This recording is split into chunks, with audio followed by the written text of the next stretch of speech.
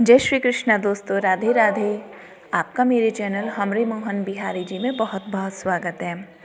आज मैं आपको सुनाने जा रही हूँ तारा भोजन की कहानी, जिसके सुनने मात्र से ही हमारे सारे पाप दूर हो जाते हैं और हमें स्वर्गवास प्राप्त होता है। आपको मेरी वीडियो ज़रूर पसंद आएगी तो प्लीज़ लाइक कीजिएगा वीडियो को और चैनल को सब्सक्राइब कीजिएगा और सब्सक्राइब में ऑल का बटन दबाइएगा, ताकि जिससे मैं जो भी वीडियो डालूँ उसका पहला नोटिफिकेशन सबसे पहले आप पर जाए। ठीक है, तो आइए शुरू करते हैं।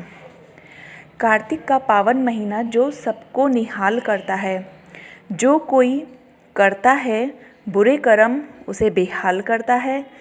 हमेशा याद रखना, कार्तिक महीने में तारा भोजन करने का विधान है।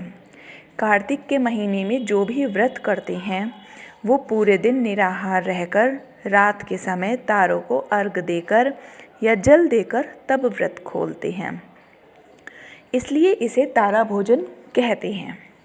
आज आपको तारा भोजन की कहानी सुनाती हूँ। प्रेम से, सच्चे मन से और पूरे भाव से सुनिएगा और हुंकारा भी भरिएगा। हुंकारा भरने से हमारी सुनी हुई कहानी सफल होती है। जो तारा भोजन का व्रत करते हैं वो तारा भोजन की कहानी को नियम से सुनते हैं। अब कहते सुनते कहानी शुरू करते हैं। किसी नगर में एक धनवान साहूकार था। उसका भरा पूरा परिवार था। 3 बेटे, बहू, पोते, पोतियाँ, एक बेटी, जमाई, नाती, नातिन सभी थे। बहुत बड़ा परिवार था। सभी बहुत खुश थे। एक बार साहूकार की मध्य बहू यानी कि दूसरे नंबर की बहू तारा भोजन करने का निश्चय करती है। उसने तारा भोजन की कहानी अपनी सास को सुनानी चाहिए। सास ने कहा, नहीं, मैं अभी नहीं सुन सकती, मुझे अभी पूजा करनी है। उसने फिर अपनी जेठानी से कहा कि आप मेरी कहानी सुन लो। जेठानी ने भी मना कर दिया, नहीं नहीं, मुझे तो अभी खाना बनाना है। फिर उसने अपनी देवरानी से कहा तो देवरानी ने भी बहाना बना दिया, नहीं, मुझे तो अभी बच्चे देखने हैं। अब वह ननद से कहती है, आप ही मेरी कहानी सुन लो दीदी। तो ननद भी कह देती है, नहीं नहीं, मुझे तो ससुराल से बुलावा आया है, मुझे तो वहाँ जाना है। अब बहू बड़ी परेशानी में थी, अब करे तो क्या करे। अब साहूकार का घर राजा के घर के पास था।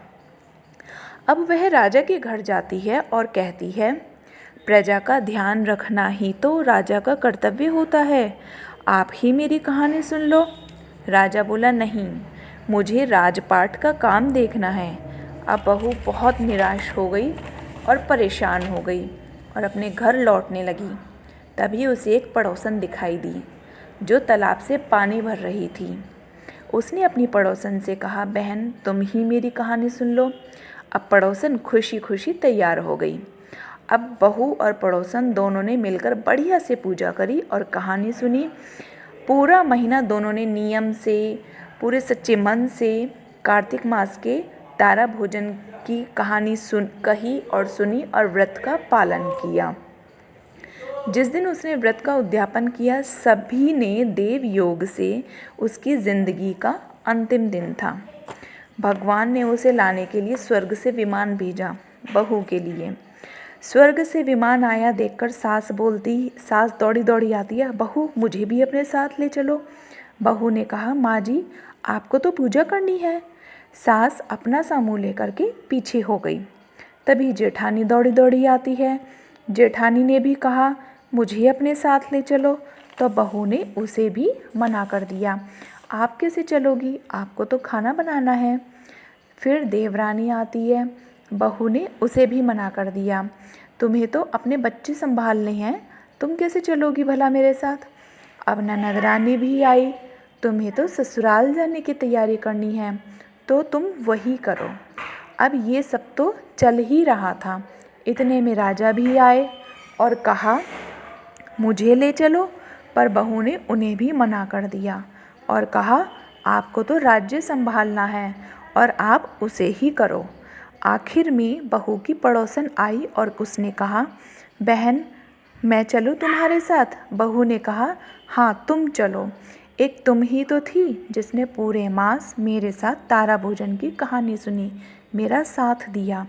अब दोनों बढ़िया से विमान में बैठकर जाने लगती हैं। तभी रास्ते में बहू को घमंड हो गया। वो सोचने लगी, मैंने तो पूरे कार्तिक मास महीने का व्रत किया, तारा भोजन की कहानी सुनी कही, इसलिए मुझे तो स्वर्ग का वास मिल ही रहा है, ये तो मेरा अधिकार है। लेकिन पड़ोसन ने तो कुछ भी नहीं किया, फिर भी इसे सिर्फ मेरी वजह से स्वर्ग का वास मिल रहा है। मैं तो बहुत महान हो गई हूँ। अब बहू ये सारी बातें मन में सोच ही रही थी, अचानक से भगवान ने बहू को विमान से नीचे ज़मीन पर गिरा दिया। उसने पूछा, भगवान क्या हुआ, आपने मुझे नीचे क्यों फेंक दिया? मुझसे कोई गलती हुई क्या? क्या हुआ, मेरा अपराध तो बता दो मुझे। भगवान बोले, तुझे घमंड हो गया है, अभिमान हो गया है, और घमंड की यहाँ कोई जगह नहीं है। तुझे जो अभिमान हुआ है वो अभिमानी यहाँ नहीं रहते हैं। तू यहाँ नहीं, धरती पर ही रहे। अब बहू को अपने किए पर, अपने सोचने पर बहुत पछतावा हुआ। वो क्षमा मांगने लगी। भगवान ने कहा, तू आने वाले 3 कार्तिक तक तारा भोजन व्रत कर, तभी तुझे स्वर्ग का वास मिलेगा। अब बहू को अपनी गलती समझ आ गई थी। उसने भगवान से माफ़ी मांगी और जो पड़ोसन थी वो सीधा स्वर्ग चली गई, क्योंकि जो पड़ोसन थी उसने बिना किसी स्वार्थ की पूजा अर्चना की, सच्चे मन से कहानी सुनी। इसका मतलब है कार्तिक मास में पूजा पाठ करने का भी बहुत फल मिलता है। अब जब वो बहू थी, उसने लगातार 3 साल तक कार्तिक मास में तारा भोजन व्रत किया, पूरा नियम से पूजा पाठ किया, भगवान से अपने किए की माफ़ी मांगी। तीसरे साल फिर से स्वर्ग से विमान आया और इस बार बहू को अपने साथ ले गया। हे कार्तिक के देव, इस कहानी को कहने सुनने वाले, हुंकारा भरने वाले पर अपनी कृपा दृष्टि बनाए रखना, सभी को स्वर्ग का वास देना। बोलो कार्तिक देव की जय, विष्णु भगवान की जय। आपको मेरी ये वीडियो पसंद आई है तो प्लीज़ लाइक कीजिएगा और चैनल को सब्सक्राइब कीजिएगा, और कमेंट में राधे राधे लिखना मत भूलिएगा। जय श्री कृष्णा, राधे राधे।